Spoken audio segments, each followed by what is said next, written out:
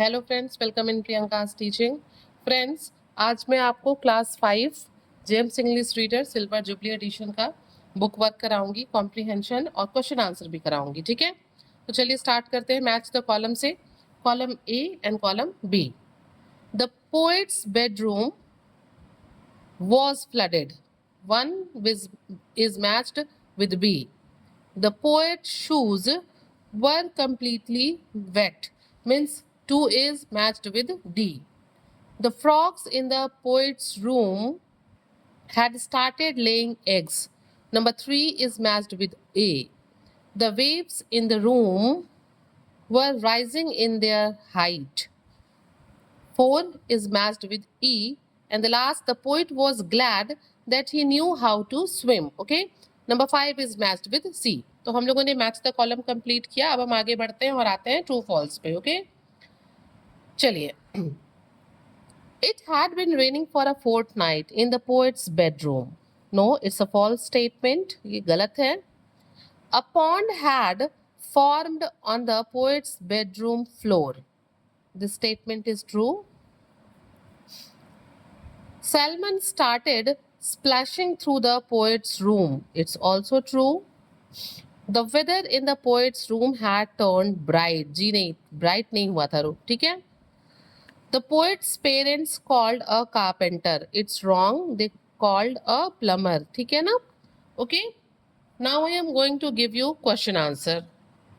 So friends, question answer कराने से पहले हम बच्चों को कुछ हार्ड वर्ड्स, डिफिकल्ट वर्ड्स और उसके बाद फिर वर्ड मीनिंग देंगे कॉपी में, ताकि बच्चों को क्वेश्चन आंसर लर्न करने में इजी हो।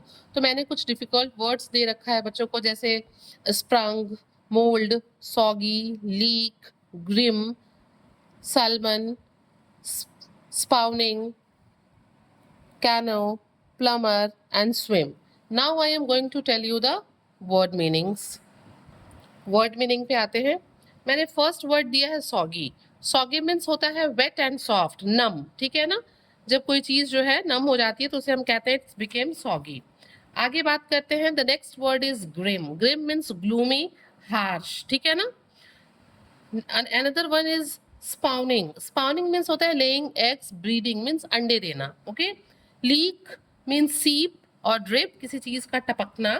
स्प्लैशिंग मीन्स होता है स्पैटर एंड मोल्ड मीन्स है ह्यूमिड कंडीशन। ठीक है, जहाँ पे बहुत ज्यादा नमी हो, आर्द्रता हो। Now I am going to give you question answer.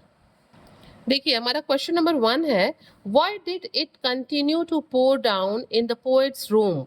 Poet के रूम में लगातार जो है वो पानी कहाँ से आ रहा था। ठीक है, कहाँ से जो है पानी टपक रहा था। The water was leaking from the neighbour's house into the poet's bedroom, so it continued to pour down in the poet's room. क्या हुआ था, उनके जो पड़ोसी थे उनकी छत जो थी वो टपक रही थी।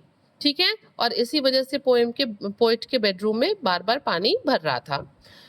Question number 2 is, why did the poet's bed grow mould. उनका जो बेड था वो मोल्ड क्यों हो गया। The poet's bed grew mould because the bed was moist and wet due to the rain. क्योंकि बार बार पानी से भीगते भीगते वो मॉइस्ट हो गया था, गीला हो गया था, उसमें नमी आ गई थी। Question number 3 is, why does the poet want a submarine.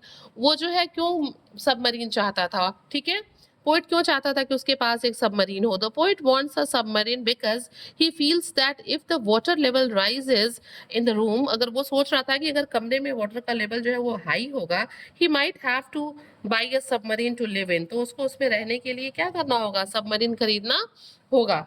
तो फ्रेंड्स, मैंने आपको इस पोम का it's raining in my bedroom के question answer, words meaning, difficult words और बुक वर्क, जिसमें कि मैंने आपको मैच द कॉलम और ट्रू फॉल्स भी करा दिया है। So friends, if you like the explanation, please do share to others, hit the like button and subscribe the channel. Thank you for watching.